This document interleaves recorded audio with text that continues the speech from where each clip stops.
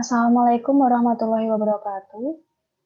Saya Tias Ayu Anggraini, perwakilan dari kelompok 10, akan mempresentasikan terkait asuhan keperawatan pada pasien dengan terminal illness stroke. Di sini saya juga mewakili dari Siti Anissa Ihsan dan juga Ika Yunia Rahmawati. Baik, di terminal illness stroke ini kita akan membahas tentang 5 LO. Yang pertama, stroke dari segi paliatif. Yang kedua, rehabilitasi. Yang ketiga, manajemen farmakologi. Yang keempat, dukungan psikososial. Dan yang terakhir, yaitu kebutuhan perawatan paliatif bagi pasien stroke.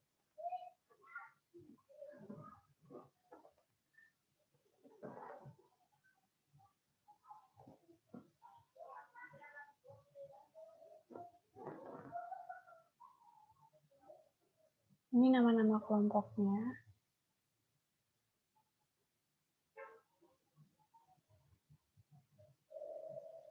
Baik, memasuki LO yang pertama.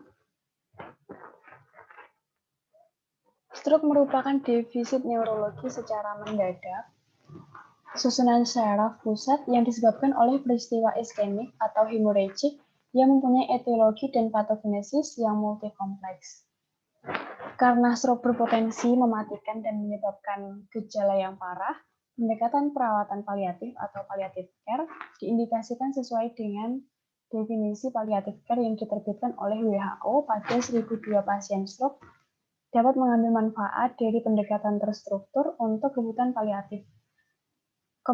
Kompetensi inti palliative care mencangkup penilaian kritis dari berbagai pilihan pengobatan, dan secara terbuka dan penuh hormat mendiskusikan tujuan terapeutik dengan pasien, keluarga, dan pengasuh.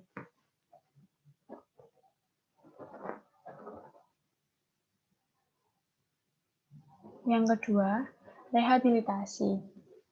Pasien stroke merupakan program pemulihan pada kondisi stroke yang bertujuan untuk mengoptimalkan kapasitas fisik dan kemampuan fungsional pasien stroke, sehingga mereka mampu secara mandiri dalam melakukan aktivitas sehari-hari.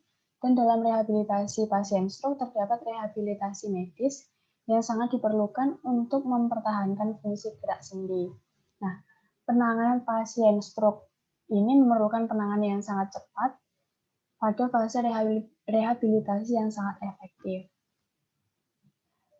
Karena pada pasien stroke memiliki keterbatasan fisik, kognitif, dan sosial, sehingga dapat menyebabkan menurunnya kualitas hidup. Penilaian kualitas hidup pada pasien pasca stroke penting dalam praktik klinis, penilaian dan kebijakan kesehatan klinis, serta evaluasi program. Lalu LO yang ketiga, yaitu manajemen farmakologi. Nah, di sini ada 3 manajemen farmakologi. Yang pertama, obat analgesik, antipiretik, AINS, dan antipirai. Nah, penggunaan paracetamol ini disebabkan karena terjadinya peningkatan suhu tubuh yang mencapai 37,5 setelah 48 jam onset stroke. Nah, hipertermi ini dapat diatasi dengan pemberian antipiretik dengan dosis yang sudah ditentukan. Akan tetapi, jika suhu tubuh sudah tidak naik atau sudah kembali pada normal, penggunaan paracetamol ini dihentikan. Karena jika melebihi dosis yang sudah dianjurkan pada jangka waktu yang lama, akan mengakibatkan kerusakan pada hati, sehingga penggunaannya perlu untuk dikontrol. Nah, yang kedua, anti alergi dan obat untuk anafilaksis. Pasien yang menerima terapi obat anti alergi dan obat untuk anafilaksis sebanyak 4 pasien, yaitu sekitar 0,67%.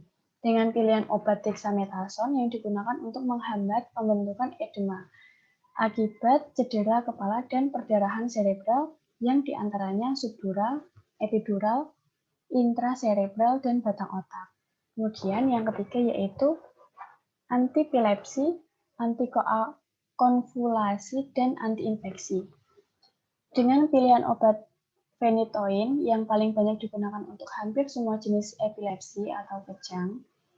Kejang merupakan gejala neurologis yang paling umum terjadi pada penderita stroke usia lanjut. Nah, hal ini sering terjadi pada pasien dengan malformasi anteriovenosa, stroke batang otak, perdarahan subarachnoid, atau riwayat kejang dan epilepsi.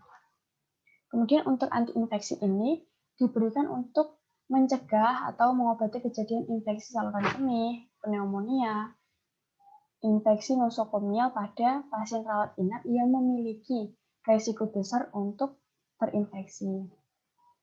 Baik, LO yang keempat yaitu dukungan sosial. Kebutuhan terkait dukungan sosial yang dibutuhkan pada pasien pasca stroke diantaranya adalah mendapatkan dukungan teman, dukungan keluarga, dan kelompok. Membutuhkan bantuan untuk menjalankan aktivitas seperti sebelum sakit, membutuhkan bantuan dalam berinteraksi dengan pasien pasca stroke lainnya, dan bantuan untuk mendapatkan dukungan emosi. Sebagian besar item kebutuhan psikologis dibutuhkan oleh pasien pasca stroke.